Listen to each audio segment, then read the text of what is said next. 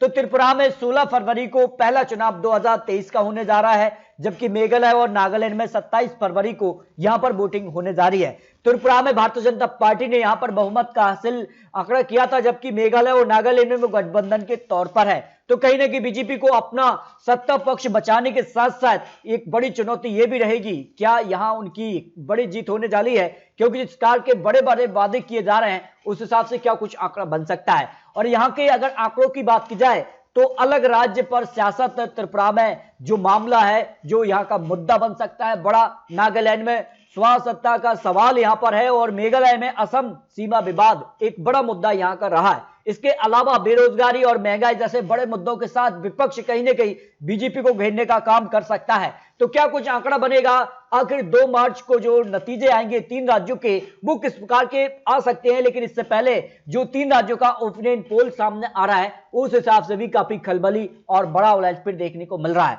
देखिए, अगर बात की जाए तो 9 राज्य यहां पर 2023 में विधानसभा चुनाव होंगे और बीजेपी ने तो ऐलान कर दिया है कि सभी 9 राज्यों पर भारतीय जनता पार्टी एक बम्पर जीत के साथ वापसी करने जा रही है। तो क्या आंकड़ा बनेगा 9 राज्यों पर, क्या बीजेपी कमल खिला पाएगी या फिर विपक्ष की जो रणनीति है, क्योंकि 9 राज्य काफी महत्वपूर्ण है और जिसमें राजस्थान में और यहां पर तेलंगाना की बात की जाए और अन्य राज्य, इसमें विपक्ष के भी यहां पर जीत रही थी 2018 विधानसभा चुनाव में। तो क्या राजस्थान को लेकर हो या छत्तीसगढ़ में कांग्रेस की वापसी हो पाएगी, क्योंकि भारत जोड़ो यात्रा समाप्त हो चुकी है और यह भारत जोड़ो यात्रा से कांग्रेस ने विपक्ष को एक साथ लाने का प्रयास जरूर किया है, क्योंकि इन जो नतीजे रहेंगे विधानसभा चुनाव के वो 2024 का किंग कौन बनेगा इसके भी इसे क्योंकि सेमीफाइनल की तरह देखा जा रहा है। अब शुरुआत करते हैं, त्रिपुरा में 16 फरवरी को विधानसभा चुनाव है, लेकिन त्रिपुरा में काफी हलचल है। त्रिपुरा में अब टिप्रा मोथा चुनावी मैदान में उतर गया है और ऐसे में ये कहीं ना कहीं दूसरी जो बड़ी पार्टियां हैं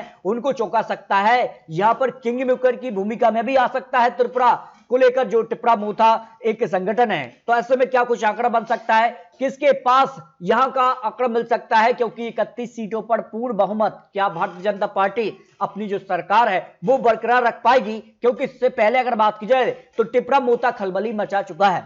अगर बात की जाए तो त्रिपुरा के लिए जो काउंसिलिंग चुनाव था उसमें अगर बात की जाए तो टिप्रा ने 18 सीटों पर जीत हासिल की थी और बीजेपी इसके आधे पर आ गई थी 9 सीटों पर, और अन्य की बात की जाए तो 1 सीट। ये हिसाब से काफी बड़ी पार्टी टिप्रा मोथा बनी थी और विधानसभा चुनाव में क्या आंकड़ा बन सकता है। अगर त्रिपुरा के 2018 के आंकड़ों पर बात की जाए तो बीजेपी ने 36 सीटें हासिल की थी 43% वोट शेयर के साथ, यानी त्रिपुरा में एकदम से किसी भी पार्टी को सरकार का आंकड़ा मिल जाता है। तो इस बार टिप्रा मोथा या फिर जो गठबंधन सीपीएम और कांग्रेस ने किया है उसके दम पर क्या यहां पर बड़ा उलटफेर होगा। सीपीएम को 16 सीटें 42% वोट शेयर के साथ, आईपीएफटी पार्टी को 8 सीटें और 7% वोट शेयर के साथ। बीजेपी आईपीएफटी पार्टी के साथ गठबंधन कर चुका है। सीपीएम कांग्रेस का गठबंधन 2023 विधानसभा चुनाव के लिए हो चुका है, लेकिन टिप्रा मोथा कहीं ना कहीं एक बीच की कड़ी है और यह निर्णायक हो सकता है। त्रिपुरा की अगर बात की जाए तो यहां पर 4 पार्टियों के बीच मुख्य मुकाबला देखने को मिल सकता है। बीजेपी और यहां पर आईपीएफटी पार्टी का गठबंधन है, जबकि सीपीएम और कांग्रेस का गठबंधन त्रिपुरा में हो चुका है, लेकिन टिप्रा मोथा काफी महत्वपूर्ण माना जा रहा है। अगर बात की जाए यहां पर तो किसके खाते में कितना वोट शेयर जा सकता है, जो अनुमान यहां पर त्रिपुरा की 60 सीटों के लिए लगाया जा रहा है। देखिए, बीजेपी को सबसे ज्यादा 36% वोट शेयर त्रिपुरा में मिलने का अनुमान है, कांग्रेस को 10% वोट शेयर, सीपीएम को 26% वोट शेयर और टिप्रा को 22% वोट शेयर, और अन्य की बात की जाए तो 5% वोट शेयर अन्य के खाते में जा सकता है जो अनुमान है। इसके अलग बात की जाए तो 60 सीटों का जो यहां पर ओपिनियन पोल है उस हिसाब से त्रिपुरा में बीजेपी को सबसे ज्यादा 23 से 25 सीट की संभावना लगाई जा रही है, कांग्रेस को 04 से 6 सीट की संभावना, सीपीएम को 14 से 16 सीट और टिप्रा को 14 से 16 सीट, और अन्य की बात की जाए तो अन्य के खाते में 0 से 2 सीट की संभावना हो सकती है।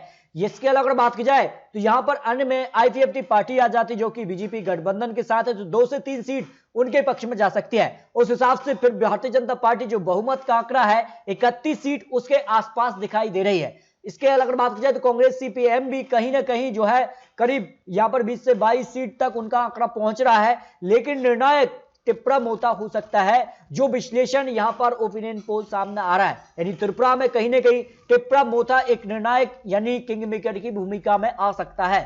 इसके अलावा बात की जाए तो नागालैंड को लेकर जो प्रेडिक्शन है उस हिसाब से नागालैंड में भी बड़ा उलटफेर होने की संभावना लगाई जा रही है, जिस करके यहां पर ओपिनियन पोल के आंकड़े सामने आ रहा है। कुल यहां से 60 सीटें आती हैं और नागालैंड में भारतीय जनता पार्टी यहां पर गठबंधन के तौर पर चुनावी मैदान में एक बार फिर से उतर चुकी है। तो इस बार क्या प्रधानमंत्री मोदी जी को यहां पर कुछ बड़ा उलटफेर देखने को मिल सकता है? अगर बात की जाए तो मुख्यतः यहां की जो पार्टी है उसमें नागालैंड पीपल्स फ्रंट पार्टी है, NDPP party, BJP, Congress, JDU, NCP और एनपीपी, और अगर बात की जाए तो आम आदमी पार्टी भी अब यहां पर चुनावी मैदान में उतर चुकी है।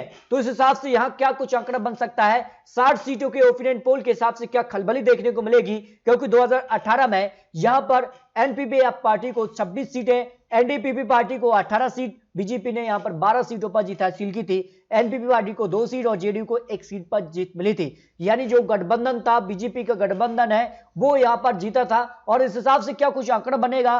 क्या भारतीय जनता पार्टी को जो है 2018 के मुकाबले यहां पर एक बड़ी जीत मिलने वाली है? किसके खाते में कितनी सीटें जा सकती हैं? वही लोकसभा चुनाव 2019 की भी बात की जाए तो 1 सीट यहां से आती है और उस सीट पर एनडीपी पार्टी ने यहां पर जीत हासिल की थी और यहां पर वोट शेयर था 49% वोट शेयर, लेकिन कांग्रेस यहां पर दूसरे नंबर पर रही थी। कांग्रेस ने 48% वोट शेयर हासिल किया था। अब बात की जाए नागालैंड के लिए जो ओपिनियन पोल है, प्रेडिक्शन है, उस हिसाब से 60 सीटों में से एनडीपी पार्टी को सबसे ज्यादा 22 से 24 सीट की संभावना दिखाई दे रही है, एनपीएफ पार्टी को 12 से 14 सीट, बीजेपी 8 से 10 सीट और कांग्रेस 2 से 4 सीट पर आ सकती है। यानी नागालैंड में जो गठबंधन है, बीजेपी गठबंधन है और उस गठबंधन को यहां पर बहुमत का आंकड़ा मिल सकता है, जो यहां पर प्रेडिक्शन ओपिनियन पोल सामने आ रहा है। यानी नागालैंड में भारतीय जनता पार्टी का जो गठबंधन है उसको बड़ी जीत मिल सकती है।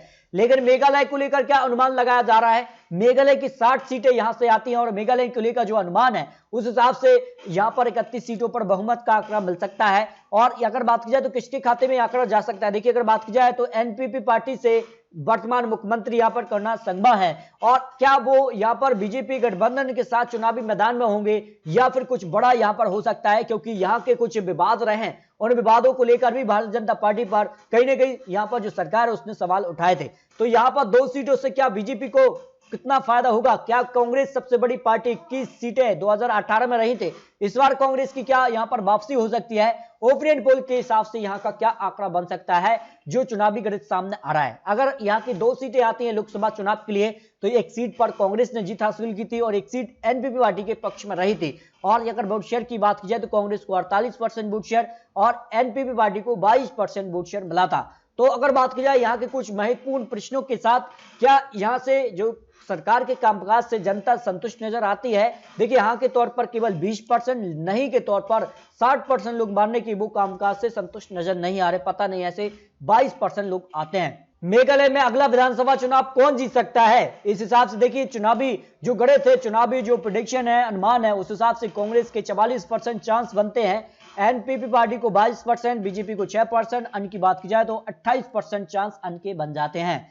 अब बात की जाए मेघालय के ओपिनियन पोल के हिसाब से यहां पर कुल कांग्रेस को 31 सीटें यानी बहुमत का आंकड़ा कांग्रेस के पक्ष में जा सकता है। 21 सीटें 2018 में, लेकिन इस बार कुछ सीटें उनके पक्ष में जा रही हैं। भारत जोड़ो यात्रा का उनको फायदा मेघालय में हो सकता है। एनपीपी पार्टी को 18 सीट है, बीजेपी को करीब यहां पर 0 से 10 सीट तक यहां पर भारतीय जनता पार्टी पहुंच रही है। यूडीएफ को 1 सीट पर जीत की संभावना हो सकती है, जो चुनावी विश्लेषण और चुनावी अनुमान यहां पर सामने आ रहे हैं।